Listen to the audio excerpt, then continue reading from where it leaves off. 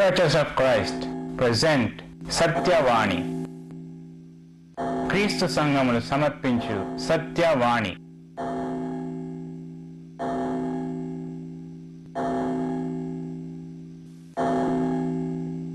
సత్యవాణి.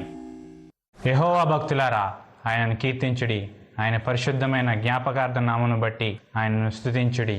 నమస్కారం.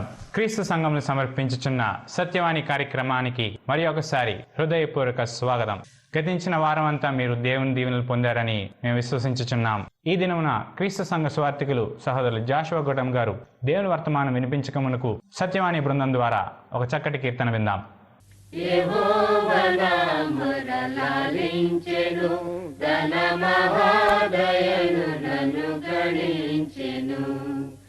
అహర్నిశల దీనహీనుడగున దుహాయనెడు ధ్వని గ్రహించి మనిపెను. యెహోవా నామమురలాలించెను,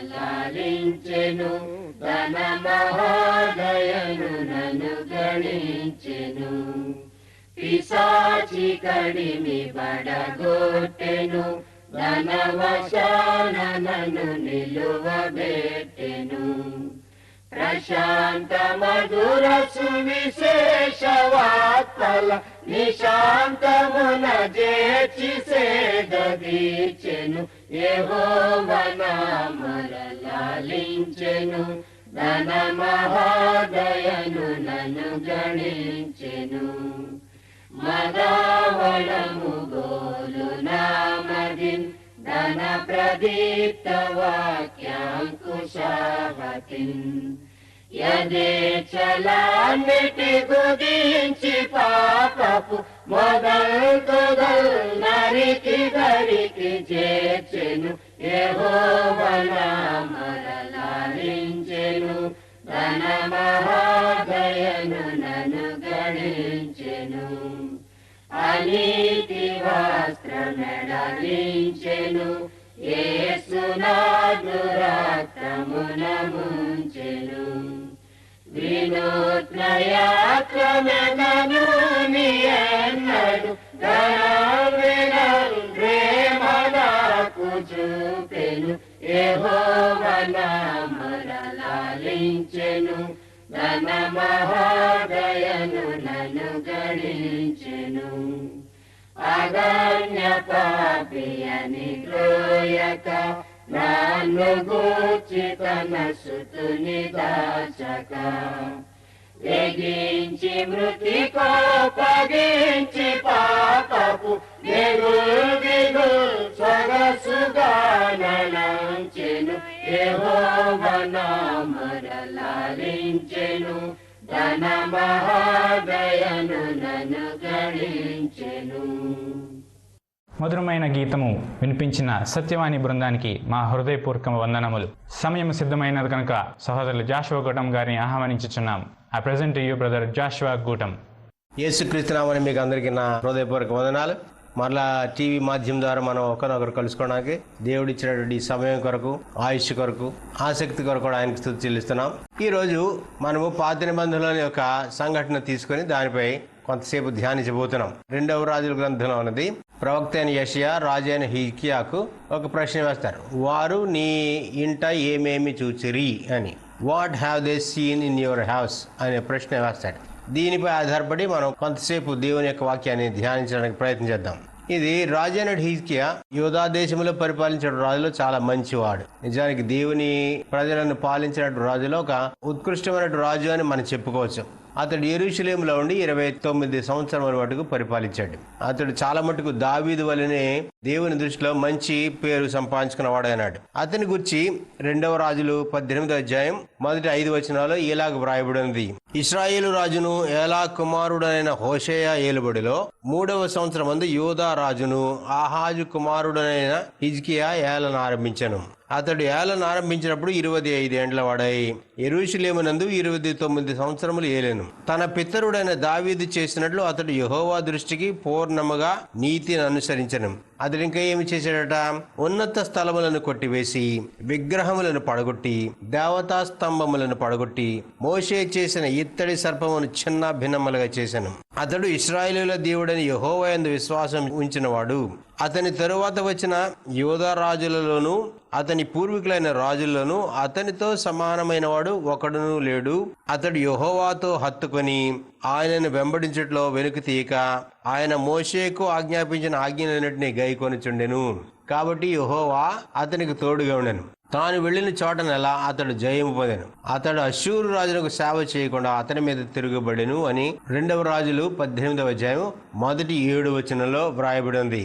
అయితే ఇంత మంచి రాజైనా అతడు మానవ మాత్రుడే. దేవుని చిత్తాన్ని చాలా మటుకు సంపూర్తిగా నెరవేర్చడానికి ప్రయత్నం చేస్తున్న మానవ మాత్రుడే గనుక ఒకనొక కాలం ముందు అతనికి మరణకరమైన రోగం సంభవించిందట. 20వ అధ్యాయంలో ఇలా చెప్పబడింది మొదటి వచనంలో, ఆ దినములలో హిజ్కియాకు మరణకరమైన రోగము కలుగగా ఆమోజు కుమారుడును ప్రవక్తుడైన యెషయా అతని యొద్దకు వచ్చి, నీవు మరణం అవుతున్నావు, బ్రతుకవు గనుక నీ ఇల్లు చక్కబెట్టుకొనమని యెహోవా సెలవిచ్చున్నాడని అతనితో చెప్పగా, అప్పుడు హిజ్కియా ఏమి చేశాడు?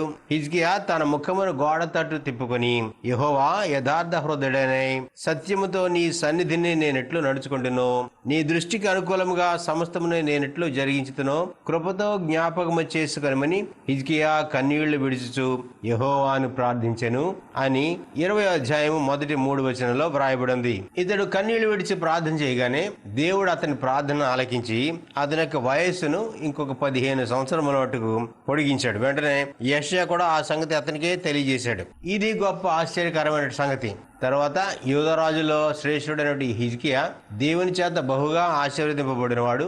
తర్వాత మరణకరమైన రోగం నుండి దేవుడు అద్భుతంగా అతన్ని బాగు చేసి అతని యొక్క ఆయుష్ ఇంకొక 15 సంవత్సరం మటుకు కొనసాగించాడు. అందువలన ఈ హిజ్కియాకు జరిగినటువంటి ఆశ్చర్యకరమైన సంగతులను గురించి బబులోను రాజు విని అతడు తన దాసులను లేక తన దూతలను ఇతని యొద్దకు పంపించాడు. బెరోదక్ పలదాను అనే బబులోను రాజు తన దేశమందుల దూతలను హిజ్కియా దర్శనము కొరకు పంపించాడు. పంపించినప్పుడు ఒక పత్రికలను కానుకలు కూడా ఇచ్చి పంపించాడు. ఈ సంగతి చూద్దాం. 2వ రాజులు 20వ అధ్యాయం 12వ వచనం నుంచి ఇలాగ వ్రాయబడింది. ఆ కాలమందు బబులోను రాజును బలదాను కుమారుడు అయిన బెరోదక్ పలదాను హిజ్కియా రోగి అయి ఉన్న సంగతి విని పత్రికలను కానుకను అతని యొద్దకు పంపగా, హిజ్కియా దూతల వచ్చిన మాట విని వారిని లోపలికి రప్పించి తన నగరునందేమి రాజ్యమందేమి కలిగిన సమస్త వస్తువులలో దేనిని మరుగు చేయక తన పదార్థముల కొట్టును వెండి బంగారములను గంధవర్గములను పరిమళ తైలమును ఆయుధశాలను తన పదార్థములను సమస్తమును వారికి చూపించాను.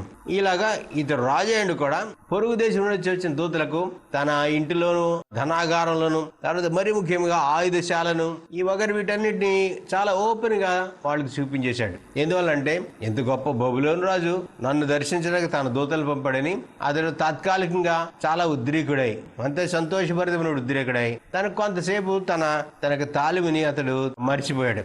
అందువలన ఈ ఎక్సైట్మెంట్ లో తన సమస్తాన్ని వీళ్ళకి ఓపెన్ చేసి చూపించాడు. ఈ మాట పిమ్మట ప్రవక్త అయిన యెషయా రాజైన హిజ్కియా ఎదుకు వచ్చి, ఆ మనుషులు ఏమనిరి, నీ ఎదుకు ఎక్కడి నుండి వచ్చిరి అని అడుగుగా, హిజ్కియా బబులోను దూరదేశము నుండి వారు వచ్చి ఉన్నారని చెప్పాను. నీ ఇంటిలో వారు ఏమేమి చూశారని అతడు అడుగుగా, హిజ్కియా నా పదార్థములలో దేనిని మరుగు చేయక నా ఇంటిలో ఉన్న సమస్తమును నేను వారికి చూపించి ఉన్నాను. అంతటి యెషయా హిజ్కియాతో ఇట్లన్ను, యెహోవా సెలవిచ్చే మాట వినుము. వచ్చు దినములలో ఏమీ మిగులకుండా నీ నగరమున్న సమస్తమును నేటి వరకు నీ పితరులు సమకూర్చి దాచిపెట్టినదంతయు బబులోను పట్టణమునకు ఎత్తుకొని పోబడునని యెహోవా సెలవిచ్చున్నాడు. ఇంకంతే కాదు, మరియు నీ గర్భమున పుట్టిన నీ పుత్ర సంతును బబులోను రాజు నగరనందు నపుంసకులుగా చేయుటకై వారు తీసుకుని పోదురు. అందుకు హిజ్కియా, నీవు తెలియజేసిన యెహోవా ఆజ్ఞ చొప్పున జరుగుట మేలే, నా దినములలో సమాధానము సత్యము కలిగిన ఎడల మేలే కదా అని యెషయాతో అనెను. ఇంతకీ తన పొరుగు దేశం నుండి వచ్చినటువంటి ఈ దూతలను చూడగానే హిజ్కియా తన సమస్తాన్ని ఓపెన్ చేసి తన రహస్యాలన్నీ కూడా వీళ్ళకి తెలియజేయగానే తాత్కాలికంగా అతడు తను మరిచిపోయి ఆ పనులు చేయగా దేవుడైన యెహోవా వెంటనే ప్రవక్తని యెషయాను అతని దగ్గర పంపించి తన వివేచన రాహిత్యమైనటువంటి ఈ ప్రవర్తన గురించి వెంటనే ఒక సంగతి చెప్పాడు. నీ సంగతులన్నీ వారికి ఓపెన్ చేసి చూపించావు కాబట్టి ఒకనొక దినమంది మరలా బాబులోను ప్రజలు నీ దగ్గరికి వస్తారు. వాళ్ళు ఈసారి మిత్రులుగా రారు కానీ దండెత్తి వస్తారు. నీ నగరంలోను నీ దేశంలోని సమస్తాన్ని కొల్లగొట్టి పట్టుకుపోతారు. చివరికి నీ సంతతిని కూడా బానిసలుగా చేయడానికి వాళ్ళు తీసుకుని పోతారు అని యెషయా చెప్పినాడు. తరువాత చరిత్రలో మనకు తెలిసి అది 100% అలాగే జరిగిందని. కానీ వెంటనే హిజ్కియా మారు మనసు పొంది మళ్ళీ తన యథార్థ హృదయం తెచ్చుకుని అతడు నా దినములో ఇలా జరగకుండా మేలు అని చెప్తున్నాడు. నీవు తెలియజేసిన యెహోవా ఆజ్ఞ చొప్పున జరుగుట మేలే, నా దినములో సమాధానమును సత్యమును కలిగిన ఎడల మేలే కదా అని యెషయాతో అన్నాడు. వెంటనే హిజ్కియా తను తగ్గించుకున్నందున దేవుడు ఆ బబులోను ప్రజలను, బబులోను రాజును ఇతని కాలంలో కాకుండా ఇతని యొక్క సంతతి కాలంలో ఆ దేశంలో వచ్చి పట్టుకున్నట్లు మనం చూస్తున్నాం. మనము అనారోగ్యంతో బాధపడుతున్నప్పుడు మన బంధువులు, మిత్రులు, ఇరుగు పొరుగు వారి దర్శిస్తూ ఉంటారు. మరి ముఖ్యంగా అటువంటి వారు దర్శించి చాలా మంచిది. వాళ్ళు వచ్చి చాలా మంచి సంగతులు మనకు చెప్తారు, మనకు ఆదరణకరమైన హెచ్చరికలు ఇస్తారు. భయపడవద్దు, ధైర్యంగా ఉండవు, దేవుడు నీకు సహాయం చేస్తాడని వాళ్ళు తప్పకుండా చెప్తారు. చెప్పిన తర్వాత కూడా మనము దేవుని యొక్క చిత్తానికి లోబడుతూ జీవిస్తూ ఉండాలి. ఇలాగా హిజ్కియా దగ్గర కూడా ఈ ప్రజలు వచ్చి అదే రకమైన మాటలు చెప్పుంటారు. అలా చెప్పగానే ఏదో తాత్కాలికంగా తను వివేచన కోల్పోయి తన సమస్తాన్ని ఓపెన్ చేసి వాళ్ళకి చూపించున్నాడు. హిజ్కియా చాలా ధనవంతుడైన రాజు. అతని యొక్క పరిస్థితిని మనం గురించి ఆలోచిస్తే 2వ దినవృత్తాంతములు 32వ అధ్యాయంలో హిజ్కియా యొక్క సంపదను గురించి ఇలాగా వర్ణించబడింది. 27వ వచనం నుంచి హిజ్కియాకు అతి విస్తారమైన ఐశ్వర్యమును ఘనతయు కలిగెను. అతడు వెండి బంగారములను, రత్నములను, సుగంధ ద్రవ్యములను, డాళ్లను, నానా విధములకు శ్రేష్టమైన ఉపకరణములను సంపాదించి వాటికి బొక్కసములను కట్టించెను. ధాన్యమును, ద్రాక్షరసమును, తైలమును ఉంచుటకు కొట్లను, పలు విధముల పశువులకు శాలలను, మందలకు దొడ్లను కట్టించెను. మరియు దేవుడు అతనికి విస్తారమైన కలిమి దయచేసినందున పట్టణములను, విస్తారమైన గొర్రెల మందలను, పశువుల మందలను అతడు సంపాదించెను. ఈ హిజ్కియా గీహోను కాలువకు ఎగువన కట్ట వేయించి దావీదు పట్టణపు పడమటి వైపునకు దాన్ని తెప్పించాను. హిజ్కియా తాను పూనుకొనిన సర్వ ప్రయత్నమందు వృద్ధి పొందెను అని అతని యొక్క సంపదను గురించి, అతని యొక్క అభివృద్ధిని గురించి దేవుని యొక్క వాక్యం ఇక్కడ దినవృత్తాంతముల గ్రంథంలో మన కొరకు లిఖించబడి ఉంది. అయితే ఈ ప్రజలు అతను దర్శించగానే అతడు హిజ్కియా మనసునందు గర్వించి తనకు చేయబడిన మేలుకు తగినట్లుగా ప్రవర్తింపనందున అతని మీదికిని యోధా యెరూషలేముల వారి మీదికిని కోపం రాగా అని వ్రాయబడింది 25వ వచనంలో. 2వ దినవృత్తాంతములు 32:25. అంటే తాత్కాలికంగా అతడు ఈ ప్రజలు రాగానే అతడు దేవుని మహింపరచడం మర్చిపోయాడు. ఈ ధనము, ఈ సంపత్తి, ఈ ఐశ్వర్యం, ఈ గొప్ప అభివృద్ధి అంతా దేవుని వల్లనే కలిగింది అని చెప్పడం మర్చిపోయి ఆ ఘనత అంతా తానే ఆపాదించుకున్నట్లు మనం గ్రహించుకోవచ్చు. అందువలన ఒక్కొక్కసారి దేవుడు హిజ్కియాను దీవించినట్లే మనల్ని కూడా దీవిస్తూ ఉంటాడు. మీరు చేస్తున్నట్టు మీ ఉద్యోగంలోనో, మీ వృత్తిలోనో, మీ పొలంలోనో, మీ పంటల్లోనో దేవుడు మీకు ఎంతో ఎక్కువ అభివృద్ధి ఇచ్చి ఉండవచ్చు. మంచి విజయాన్ని మీరు సాధించి ఉండవచ్చు. లేకపోతే మీ బిడ్డలు కాలేజీల్లోనో, మరి ఇంక వేరే పరీక్షల్లోనో అనుకున్న దానికే ఎక్కువ మార్కులు సంపాదించవచ్చు. మంచి ఫస్ట్ క్లాసులు సంపాదించుకోవచ్చు. వాళ్ళు ఇలాగ సంపాదించుకోగానే దేవుడు మిమ్మల్ని ఈ రీతిగా ఆశీర్వదిస్తుంటే ఆ ఘనత దేవునికి ఇవ్వాలి.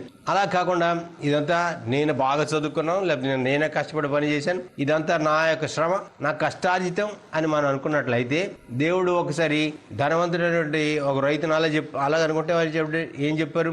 ఓ ఈ వెర్రివాడా, ఈ రాత్రి నీ ప్రాణమును అడుగుతున్నాను అని చెప్పారు. కనుక దేవుడు మనకు అభివృద్ధిని కలుగజేస్తుంటే, విజయాన్ని ఇస్తున్నట్లయితే ఆ దేవుని తద్వారా మనం ఘనపరుద్దాం, మహిమను ఆయనకే ఇద్దాం. మనం కేవలం ఆయన చేతిలో పనిముట్లు మాత్రమే ఆయన గ్రహించుకోవాలి. మనకు కలిగినటువంటి ప్రాస్పెరిటీని బట్టి, సంపదను బట్టి యేసుక్రీస్తుని ఘనపరుద్దాం. ఇది ప్రభు వల్ల నాకు కలిగినది, ఇది ఆయన యొక్క కృప వల్ల నేను ఈ స్థితిలో ఉన్నాను అని చెప్పడానికి ప్రయత్నం చేద్దాం. పౌలు కూడా చెప్పాడు, నేనేమైనానో అది దేవుని కృప వల్లనే అయ్యున్నాను అని చెప్పేవాడు. మరి ముఖ్యంగా ఈ లోకస్లో ఎందుకు ప్రభువుకు ఇవ్వాల్సిన ఘనత ఎందుకు ఇయ్యలేదు? దేవునికి ఇవ్వాల్సిన ఘనత ఇయ్యలేనందున దేవుడు తన దేశాన్ని, తన బిడ్డలను కూడా బానిసలుగా బబులోనుకు అప్పగించినట్లు మనం చూస్తున్నాం. అదే అధ్యాయం 31వ వచనంలో 2వ దినవృత్తాంతంలో 32-31 ఉంది. అతని ఆశ్చర్యకరమైన అభివృద్ధిని గురించి తెలుసుకోవడానికి వచ్చినటువంటి బబులోను రాయబారుల దగ్గర రాయబారుల విషయంలో దేవుడు అతన్ని శోధించి అతని హృదయంలోని ఉద్దేశమంతయు తెలుసుకున్నవలని దేవుడు అతన్ని విడిచిపెట్టెను అని 31వ వచనంలో మనకు కనబడుతుంది. కనుక ఒకవేళ దేవుడు మనల్ని పరీక్షిస్తున్నాడేమో ఒకసారి ఆలోచించుకోవడం మంచిది. హిజ్కియా ఇంత గొప్ప రాజైనా అతని దగ్గర నమ్మకమైన ప్రవక్త ఉన్నాడు. అతడు దేవుని సేవకుడు. అందువలన అది రాజుకి ఇష్టమైనా లేకపోయినా వచ్చి దేవుని యొక్క వర్తమానాన్ని ఉన్నది ఉన్నట్టుగా యెషయా అతనికి తెలియజేశాడు. ఏమది? నీవు చేసిన ఈ పొరపాటును బట్టి నీ రాజ్యము నీ సంతతి బానిసలుగా అప్పగింపబడబోతున్నారు. అయితే హిజ్కియా, నీవు తెలియజేసిన యెహోవా ఆజ్ఞ చొప్పున జరుగుట మేలే కదా, నా దినములలో సమాధానము సత్యము కలిగి ఉన్న మేలే కదా అని జవాబిచ్చి తను తాను తగ్గించుకున్నాడు. మనపై తన తీర్పును ఈ రీతిగా ప్రకటించినట్లయితే హిజ్కియా వలె మనల్ని మనం తగ్గించుకుందాం. దేవుని మనం ఎప్పుడు నింద వేయవద్దు. దేవుడు నాకు ఎందుకు ఇలా చేశాడు, ఎందుకు అలా చేశాడు అని దేవుని నిందించడానికి మనం ప్రయత్నం చేయరాదు. దేవునికి మనం ఓర్మితో ఆయన మాటలకు లోబడితే హిజ్కియా వలె దేవుడు కూడా మనకు శాంతిని సమాధానాన్ని ప్రసాదిస్తాడు. ఆ రాజుకి ఎంత దీవెనకరమైన సంగతో మంచి ప్రవక్త దేవుని యొక్క వర్తమానాన్ని ఉన్నది ఉన్నట్టుగా చెప్పి వాస్తవాన్ని తెలియజేసే యెషయా లాంటి ప్రవక్త అతని సంస్థానాలు ఉంటాయి. అంత గొప్ప. తర్వాత ఈనాడు కూడా సంఘములలో దేవుని యొక్క వాక్యాన్ని ఉన్నది ఉన్నట్టుగా బోధించే సత్య సువార్తికులు ఉండడం ఎంత మేలు కదా. అది దేవుడు మనకి ఇచ్చినటువంటి గొప్ప తరుణం, గొప్ప దీవెనాన్ని మనం గ్రహిద్దాం. అయితే ఇప్పుడు మనం ముఖ్యమైన ప్రశ్న వేసుకుందాం. హిజ్కియా దగ్గరకు యెషయా వచ్చి ఏం చెప్పాడు? వారు నీ ఇంట ఏమేమి చూచితిరి అని ప్రశ్నించాడు. What have they seen in your house? ఇది చాలా ప్రాముఖ్యమైన ప్రశ్న. ఈ ప్రశ్న మిమ్మల్ని నేను వేస్తాను. ఎవరైనా మీ ఇంటికి వస్తే ఈ రోజు తెలియకుండా వస్తే మీ ఇంట్లో వాళ్ళు ఏమేమి చూస్తారు? What would they see in your house? మీ బంధువులు, మీ మిత్రులు, మీ ఇరుగు పొరుగు వారు మీ ఇంట్లో ఏమి చూస్తున్నారు? సంతోషాన్ని, సమాధానాన్ని, దేవుని యందు భయాన్ని, భక్తిని మీ ఇరుగు పొరుగు వారు, మీ బంధువులు మీ ఇంట్లో చూస్తున్నారా? మీ మధ్య ఆ రీతికి కనపడుతున్నదా? ప్రజలు ఎదుట మీకు ఎటువంటి పేరు పలుకబడి ఉంది? యేసు ప్రభు ఏం చెప్పాడంటే, మనుషులు మీ సత్క్రియలను చూచి పరలోకమందున మీ తండ్రిని మహింపరిచినట్లు వారి ఎదుట మీ వెలుగును ప్రకాశింపనీయుడి అని ప్రభు వారు చెప్పారు. ఏమిటిది? వారి ఎదుట మనల్ని మనమే ప్రదర్శించుకోకూడదు. మన మంచి క్రియలను ప్రదర్శించాలంటే మన మంచి క్రియల ద్వారా దేవుని నామం ఘనపరచబడదు. మన ఇంటి ద్వారా, మన గృహం ద్వారా మనం దేవుని కొరకు ఎంత మంచి పేరు సంపాదిస్తున్నాం? ఈ ప్రశ్న మనం వేసుకున్న బాధ్యులమైన. పేతురు రాసిన మొదటి పత్రిక 2:12 పేతురు ఇలాగ హెచ్చరిస్తున్నాడు. అన్యజనులు మీ సత్క్రియలను చూచి వాటిని బట్టి దర్శన దినమ దేవుని మహింపరచున్నట్లు వారి మధ్యను మంచి ప్రవర్తన గలవారై ఉండవాలని మిమ్మును బతిమాలు కొనుచున్నాను అని చెప్పి. కాబట్టి మంచి ప్రవర్తన మీ గృహంలో చూస్తున్నారా? మీ గ్రామస్తులు, మీ సంఘస్థులు, నిజానికి మీ పట్టణస్థులు, మీ ఇరుగు పొరుగు వారు, మీ స్నేహితులు మంచి గృహాన్ని, మంచి పేరును మీ ఇంట్లో చూస్తున్నారా? ప్రశ్నించుకోదగినటువంటి మాట అనేది. ఇది మంచి పేరు కలిగి ఉండడం ఇది క్రైస్తవ గృహానికి చాలా ప్రాముఖ్యమైనటువంటి అంశం. మన గృహం ద్వారా, గృహంలో ఉన్నటువంటి సభ్యుల ద్వారా యేసుక్రీస్తు నామము ఘనపరచబడకపోతే అది చాలా విచారకరం. తర్వాత ఒకవేళ బయట వారు మీ ఇంటికి వస్తే క్రీస్తును మీ ఇంట్లో కనుగొనుచున్నారా అనే ప్రశ్న వద్దాం. చాలా ఏళ్లలో ఇంట్లోకి మనం వెళ్ళగానే ఒక ఫ్రేమ్ కట్టినటువంటి కొన్ని మాటలు మనకు దొరుకుతాయి ఇంగ్లీష్ లో. ఏముంది? Christ is the head of this house అని, is unseen guest at every meal అని వగైరా రాసి ఉంటుంది. అంటే యేసుక్రీస్తు ఈ గృహానికి శిరస్సు అయినాడు. ఆయన మా ప్రతి సంభాషణలను కూడా అదృశ్యంగా ఉండి వింటారు. మేము తినే ప్రతి భోజనం దగ్గర ఆయన కనబడిన అతిథిగా ఉంటారని ఆ ఫ్రేమ్ లో కట్టబడినటువంటి ఆ మాటల యొక్క భావం. అయితే యేసుక్రీస్తు నిజంగా మీ ఇంట్లో కనపడుతున్నారా, లేకపోతే ఆ బోర్డు ఒకటే కనపడుతుంది? క్రైస్తవులను మాత్రమే మీరు పేరు పెట్టుకున్నారా, లేకపోతే నిజంగా క్రైస్తవ జీవితాన్ని జీవిస్తున్నారు? మీ సంసారం ఎలాగో, సంసార జీవితం ఎలాగో వాక్య ప్రకారం ఉంది. భర్త ఆ గృహానికి, భర్త భార్యను ప్రేమింప బాధ్యుడే అన్నాడు. భార్య అయితే భర్తకు అన్ని విషయంలో లోబడవలసినదే అని ఎఫెసీ పత్రిక 5వ అధ్యాయంలో మనకు తెలియజేస్తాడు. ఈ రకమైనటువంటి దైవ సంబంధమైనటువంటి ఈ బాంధవ్యము మీ గృహంలో కనబడుతున్నదా? భార్య భర్తల మధ్య అది చాలా ప్రాముఖ్యం. భార్య భర్తలు ఐక్యత కలిగి జీవిస్తే వారిద్దరూ ఏకమవుదురని వాక్యం చెప్తుంది. తెలుగు బైబిల్ ఏక శరీరం అని ఉంది, కానీ ఆదిమ గ్రీకు భాషలో శరీరం అని మాట్లాడలేదు. వారిద్దరూ ఏకమవుదురు అని ఉంది. అందువలన క్రైస్తవ గృహాన్ని మనం మనుషుల ఎదుట ప్రదర్శించడం మంచిది. క్రైస్తవ గృహంలో ఎప్పుడు సంతోషం ఉంటుంది, సుఖం ఉంటుంది, శాంతి ఉంటుందని ఇతరులు చూచేలాగానే మనం దేవుని మహింపరుద్దాం మన క్రియల ద్వారా. తర్వాత మీ ఇంట్లో మీ పిల్లలు మీకు లోబడుతూ ఉంటారా? మీ పిల్లలు మీకు విధేయులై ఉంటారా, లేకపోతే ప్రతి మాటకు తిరగబడతారా? వారికి అక్కర్లేని స్వేచ్ఛ మీరు అనుగ్రహించారా? ఒకవేళ ఆలోచించుకోండి. ఎఫెసీ పత్రిక 6వ అధ్యాయం 4వ వచనంలో ఈ మాట వ్రాయబడింది. తండ్రులకి ఇక్కడ పరిశుద్ధాత్ముడు ఒక హెచ్చరిక ఇస్తున్నాడు. తండ్రులారా మీ పిల్లల పిల్లలకు కోపము రేపక ప్రభు యొక్క శిక్షలోను బోధలోను వారిని పెంచిడి. ఇక్కడ క్రైస్తవ గృహంలో భార్య భర్తకు లోబడుతుంది, భర్త భార్యను ప్రేమిస్తుంటాడు, పిల్లలైతే తల్లిదండ్రులకు లోబడుతుంటారు. అట్టి వారి జీవితం చాలా సంతోషదాయంగా ఉంటుందని మనం గమనిద్దాం. కొలస్సీయులకు రాసిన పత్రిక 3వ అధ్యాయము 18, 19, 20 వచనం కూడా ఒకసారి చూసుకుందాం. భార్యలారా మీ భర్తలకు విధేయులయునుడి, ఇది ప్రభువును బట్టి యుక్తమై ఉన్నది. భర్తలారా మీ భార్యలను ప్రేమించుడి, వారిని నిష్ఠుర పెట్టుకొడి. పిల్లలారా అన్ని విషయాలలో మీ తల్లిదండ్రుల మాట వినుడి, ఇది ప్రభువును బట్టి మెచ్చుకొనదగినది అని చెప్తున్నాడు. చూసారా, చాలాసార్లు మాకు ఈ ఉత్తరాలు చాలా మంది సహోదరులు ఉత్తరం రాశాడు. భర్త త్రాగుబోతని, గృహానికి వచ్చారని తిట్టిపోతాడని, పిల్లల్ని కొడతాడని, భార్యను కూడా కొడతాడని, నాన్న రీతిలుగా మా గృహంలో శాంతి లేదు, మాకు ప్రార్థన చేయండి అని వాళ్ళు ఉత్తరాలు రాస్తూ ఉంటారు. వాళ్ళు బయట వారికి మీ ఇంట్లో ఏం కనబడుతుంది? అశాంతి, అసమాధానం, ఘర్షణ మీ ఇంట్లో కనబడుతుంది. కానీ అలాగ ఉండకూడదు. అలాగ ఉన్నట్లయితే ప్రవక్త చెప్పినట్లు ఒకనొకప్పుడు సాతానుడు వచ్చి దేవుని కొరకు శేషించి ఉన్నది ఏమైనా ఉంటే దాన్ని కూడా ఎత్తుకుపోతాడు. కనుక జాగ్రత్తగా ఉండాలని కోరుతున్నాను. ఇంకొక ప్రశ్న, మీ బిడ్డలు మీ ఇంట్లో ఏమేమి చూస్తున్నారు? What are your children seeing in your house? మీ బిడ్డలు ఏమేమి చూస్తున్నారో తెలుసుకోవాలి. ఏమంటే పిల్లలు చిన్నవాళ్ళని సరే, the smallest children have big eyes. చిన్న పిల్లలు అయితే వాళ్ళకి ఇంత పెద్ద కళ్ళు ఉంటాయి. అంటే పెద్ద కళ్ళు ఉంటే వాళ్ళకి సమస్తం వాళ్ళు గమనిస్తూ ఉంటారు. తర్వాత వాళ్ళు చిన్నప్పుడు ఏమి గమనించారో పెద్దప్పుడు కూడా అది వాళ్ళ మనసులో నాటుకునే ఉంటది. వాళ్ళ జీవితాంతం ఆ స్మృతులు ఉంటాయి కనుక వాటిని బట్టి మిగతా జీవితాంతం కూడా దాని యొక్క ప్రభావం వాళ్ళ జీవితంలో కనపడుతుంది. మీ పిల్లలు మీ ఇంట్లో ఏమి చూస్తున్నారు? అవినీతి, అక్రమం చూస్తున్నారా? దుర్భాష, బూతులు వింటున్నారా? లేకపోతే అశ్లీల సంగతులు చూస్తున్నారా? అబద్ధాలు ఆడడం చూస్తున్నారా? ఇవన్నీ ఒకసారి గమనించుకోండి. తల్లిదండ్రులు, భార్యాభర్తలు ఈ కార్యక్రమం చూస్తున్న మీరు ఒకసారి మిమ్మల్ని మీరు ప్రశ్నించుకోండి. మన పిల్లల ఎదుట మన సంభాషణ ఎట్లుంది? ఏ రకమైనటువంటి అభిప్రాయాన్ని మన పిల్లలకు మనం కలుగు చేస్తున్నాం? గమనించి ఒకసారి ఆలోచించుకోవాలి కోరుతున్నాను. కొలస్సీయులకు రాసిన పత్రిక 3వ అధ్యాయం 5 నుంచి 9 వరకు ఉన్న వచనాలు ఇలా చెప్తున్నాయి. కావున భూమి మీద ఉన్న మీ అవయములను అనగా జారత్వమును, అపవిత్రతను, కామాతురతను, దురాశను, విగ్రహారాధనైన ధనాపేక్షను చంపివేయడి. మన విగ్రహారాధన అంటే బొమ్మ పూజ చేయడమే విగ్రహారాధన అనుకుంటాం. కానీ దేవుని మించి మీరు దేన్నైనా ఎక్కువ ప్రేమిస్తే అది మీకు విగ్రహం అవుతుంది. దేవుని కంటే మీరు ధనాన్ని ప్రేమిస్తున్నట్లే ధనం మీకు విగ్రహం.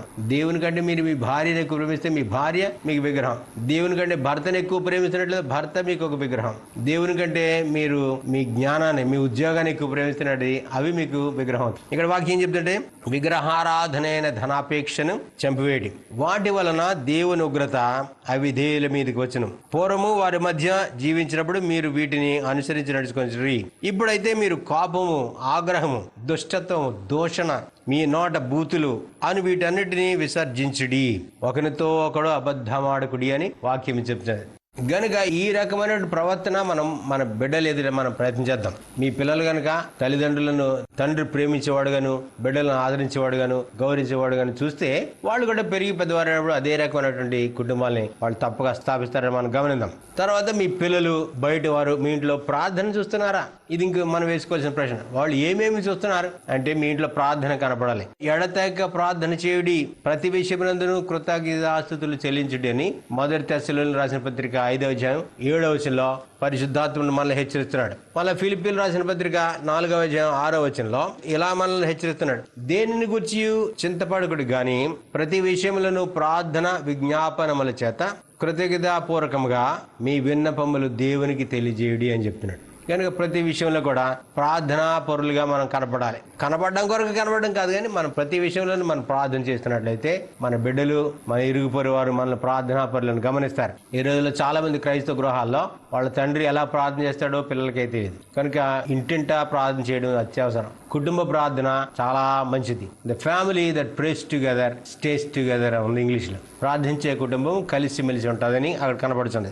తర్వాత మీ పిల్లలు, మీ బంధువులు, మిత్రులు బైబిల్ స్టడీ చూస్తున్నారా? మీ ఇంట్లో బైబిల్ చదవడం వాళ్ళు గమనిస్తున్నారా? మీరు దినానికి బైబిల్ ఎన్నిసార్లు చదువుతారు? లేకపోతే రోజుకి ఎన్ని అధ్యాయాలు చదువుతారు? ఆదివారం వస్తేనే కొంచెం బైబిల్ అటు ఇటు తీసి చర్చికి పట్టుకెళ్తారా? అలా కాకుండా మీరు ప్రతి దినము దావీదు వలె దివారాత్రులు ధ్యానించడానికి ప్రయత్నం చేయాలని కోరుతున్నాను. ఎందువల్లంటే దావీదు ఏం చెప్తాడు? నీ వాక్యములు నా జిహ్వకు మధురములు అని చెప్తాడు. 119వ కీర్తన 103వ వచనంలో ఇలా చెప్తాడు, నీ వాక్యములు నా జిహ్వకు ఎంతో మధురములు, అవి నా నోటికి తేనె కంటే తీపిగా ఉన్నవి. నీ ఉపదేశము వలన నాకు వివేకము కలిగాను, తప్పు మార్గముల నీవు నాకు అసహ్యములాయను అని 103, 104 వచనంలో చెప్తున్నాడు. 119వ కీర్తన. మళ్ళా 19వ కీర్తనలో 9వ వచనం నుంచి 10వ వచనం ఇలాగ చెప్తున్నాడు, యెహోవా న్యాయ విధులు సత్యమైనవి, అవి కేవలము న్యాయమైనవి, అవి బంగారు కంటెను విస్తారమైన మేలిమి బంగారు కంటెను కోరదగినవి, తేనె కంటెను జుంటె తేనె ధారల కంటెను మధురమైనవి, వాటి వలన నీ సేవకుడు హెచ్చరికనుందును, వాటిని గైకొనటం వల్ల గొప్ప లాభము కలుగును అని చెప్తున్నాడు. కనుక దేవుని యొక్క వాక్యంలోని మాధుర్యం మనం గ్రహించినప్పుడు అవి తేనె కంటెను జుంటి తేనె ధారల కంటెను చాలా విశిష్టంగా మనకు కనపడుతుంది. ఈనాటి నుంచి దేవుడు మీ ఇంట్లో ఏమి చూస్తున్నాడు? ఆయన నీతిని, నిజాయితీని, ఓర్మిని, భక్తిని ఆయన చూస్తున్నాడా? దేవుని పరిచయం చేయడానికి ఆసక్తి మీలో కనపడుతున్నదా? మన అంతరంగిక మన ఇంట్లో జరుగుతున్న సంగతులు మనం బయట వారికి, ఇంట్లో వారికే మనం కొంత మరుగు చేయొచ్చేవారు, కానీ దేవుని నుండి మనం మరుగు చేయలేం. ఆయన కనులు ఈ లోకమంతా అంతటా వ్యాపించినవి. ఇది ముగించక ముందు కొన్ని మాటలు మీకు చదివి వినిపించాను అని కోరుతున్నాను. అదేంటంటే, ఒక సహోదరుడు ఇలా రాసినట్టు, యేసుక్రీస్తు కనుక అకస్మాత్తుగా మీ ఇంట్లోకి వస్తే ఆయన ఏమి చూస్తారు అనే సంగతి. యేసు నీ ఇంటికి వచ్చిన ఎడల 1-2 దినాల మట్టుకు యేసు నీ ఇంటికి వస్తే, అనుకోనకుండా ఆయన వస్తే నీవేమి చేస్తావు? ఆయన రావడం చూచి చేతులు చాచి ఆ పరలోక అతిథిని నీ గుమ్మము దగ్గర ఎదుర్కొంటావా? లేదా ఆయనను లోనికి ఆహ్వానించక ముందు కొన్ని మ్యాగజైన్లు కాల్చివేసి బైబిల్ ముందుంచి కొన్ని సంగతులను అటు ఇటు మార్చి ఆయన లోపల రమ్మంటావా? అంత ప్రఖ్యాత అతిథికి నీ ఇంటిలో మంచి గదినే ఇస్తావని నాకు తెలుసు. ఆయనకు ప్రతిపూట రుచిగల వంటకాలనే వడ్డిస్తావు, మరియు ఆయన నీ ఇంటికి వచ్చినందుకు చాలా సంతోషం అని పదే చెప్తావు. ఆయనకు సేవ చేయడం మరింత గొప్ప భాగ్యం అని చెప్తావు. కానీ నీ ఇంట్లో సంభాషణ ఎట్లా ఉంటుంది? భోజనం దగ్గర ప్రతిసారి కృతజ్ఞత చెల్లించడం కష్టమవుతుందా? ఆయన నిరంతరం నీ ఇంట్లో ఉండడానికి సంతోషిస్తావా? లేదా ఆయన చివరికి వెళ్ళిపోయినప్పుడు అమ్మయ్య అని ఊపిరి పీల్చుకుంటావా? నిజానికి యేసు నీతో కాలం గడపడానికి వస్తే నీవేమి చేస్తావో ఈరోజు ఆలోచించుకోవడం మంచిది. యేసు ప్రభు కనుక మీ ఇంటికి వస్తే ఆయన మీ ఇంట్లో ఏం కనుగొంటారు ఆలోచించండి. దేవుడు మిమ్మల్ని దీవించగా. మీకు వందనాలు. ఇంతవరకు మీరు క్రీస్తు సంఘ సువార్థికులు సహోదరులు జాషువా గౌటం గారు అందించిన దేవుని వర్తమానం విని ఉన్నారు. దేవుని వర్తమానం వినిపించిన సహోదరులు జాషువా గౌటం గారికి మా వందనములు. వినిన మీకు కూడా మా వందనములు. మా చిరునామా Satyavani, post box number 80, Kakinada, Andhra Pradesh 533001. మా టెలిఫోన్ నంబర్స్ 0884-236-3697 and 236-3722. ఇంతవరకు మీరు మాతో కూడి ఉన్నందుకు మీకు చాలా వందనములు. సత్యవాణి కార్యక్రమంలో మళ్ళీ మనం కలుసుకుందాం. అంతవరకు సెలవు. యెహోవా రక్షణ ప్రేమించేవారు యెహోవా మహిమ పరచబడును గాక అని నిత్యము చెప్పుకుందరు గాక. కీర్తనలు 40:16. యెహోవా నామములాలించెను, తన మహాదయను నన్ను గణించెను. అహర్నిశల దీనహీనుడగునా దుహాయనడు ధ్వని గ్రహించి మనిపెను.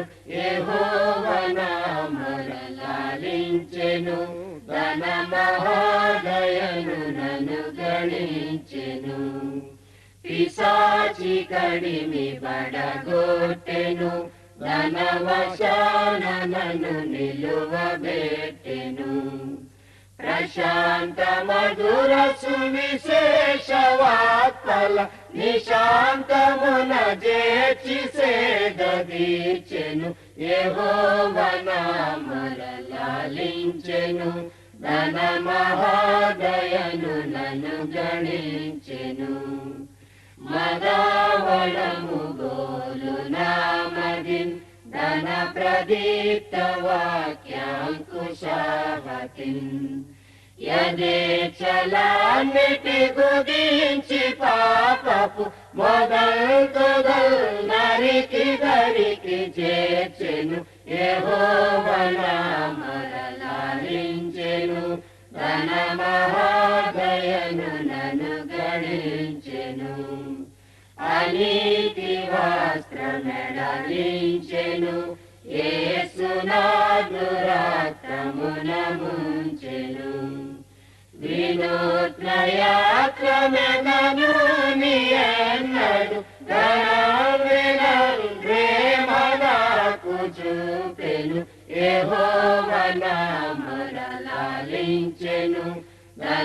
మహాదయను నన్ను గణించెను. అగణ్య పాపి అని గ్రోయక నన్ను గూర్చి తన సుతుని దాచక తెగించి మృతి కోపగించి పాపపు దిగు సొగసుగానంచెను. యెహోవా నామరలాలించెను. తన మహాదయను నన్ను గణించెను. Churches of Christ salute you. క్రీస్తు సంఘములు మీకు వందనములు చెప్పుచున్నవి.